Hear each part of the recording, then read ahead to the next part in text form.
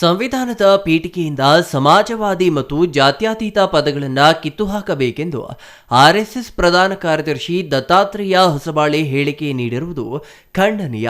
BJP ಹಾಗೂ RSS ನಾಯಕರು ಸಂವಿಧಾನವನ್ನು ರಚನೆಯ ದಿನದಿಂದಲೇ ವಿರೋಧಿಸುತ್ತಿರುವುದಕ್ಕೆ ಇತಿಹಾಸವೇ ಸಾಕ್ಷಿ ಎಂದು ಸಿಪಿಎಂ ರಾಜ್ಯ ಕಾರ್ಯದರ್ಶಿ ಸದಸ್ಯ ಎಂಪಿ ಮುನಿವೆಂಕಟಪ್ಪ ಆರೋಪಿಸಿದರು. ಕಾರ್ಯಕ್ರಮವನ್ನು ಆಯೋಜಿಸಿತ್ತು. ಆ ಕಾರ್ಯಕ್ರಮದಲ್ಲಿ ಆರ್ಎಸ್ಎಸ್ನ ಸಹ ಸಂಚಾಲಕರಾಗಿರ್ತಕ್ಕಂಥ ದತ್ತಾತ್ರೇಯ ಹೊಸಬಾಳೆ ಅವರು ಒಂದು ಹೇಳಿಕೆಯನ್ನು ಈ ದೇಶದ ಜನತೆ ಮುಂದೆ ಇಟ್ಟಿದ್ದಾರೆ. ಏನು ಅಂತ ಹೇಳಿದ್ರೆ, ಸಂವಿಧಾನ ಪೀಠಿಕೆ ಏನಿದೆ, ಆ ಸಂವಿಧಾನದ ಪೀಠಿಕೆಯಲ್ಲಿರುವ ಜಾತ್ಯತೀತತೆ, ಸಮಾಜವಾದ ಎರಡು ಪದಗಳನ್ನು ತೆಗೆಯಬೇಕು ಅಂತಕ್ಕಂಥದ್ದನ್ನು ಹೇಳಿದ್ದಾರೆ.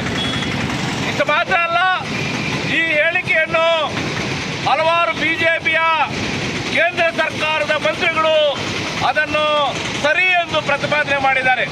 ಬಾಗೇಪಲ್ಲಿ ಸುಂದರಯ್ಯ ಭವನದಿಂದ ಹೋರಾಟ, ಬೈಕ್ ರ್ಯಾಲಿ, ಡಿವಿಜಿ ಮುಖ್ಯ ರಸ್ತೆಯಲ್ಲಿ ಸಂಚರಿಸಿ ಅಂಬೇಡ್ಕರ್ ಪುತ್ಥಳಿ ಮುಂದೆ ಪ್ರತಿಭಟನೆ ನಡೆಸಿ ಆರ್ಎಸ್ಎಸ್ ಹಾಗೂ ಬಿಜೆಪಿ ವಿರುದ್ಧ ಧಿಕ್ಕಾರ ಕೂಗಿದ್ರ.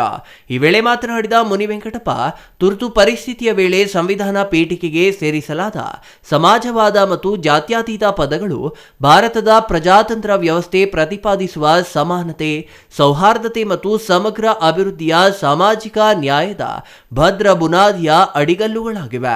ಆದರೆ ಆರ್ಎಸ್ಎಸ್ ಎಂದಿಗೂ ಸಂವಿಧಾನ ಒಪ್ಪಿಲ್ಲ.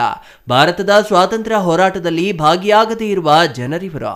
ಆರ್ಎಸ್ಎಸ್ನವರು ಸಂವಿಧಾನ ವಿರೋಧಿಗಳಾಗಿಯೇ ನಡೆದುಕೊಂಡು ಬಂದವರು ಎಂದರು. Ganesh R, CTV news, Bagepalli.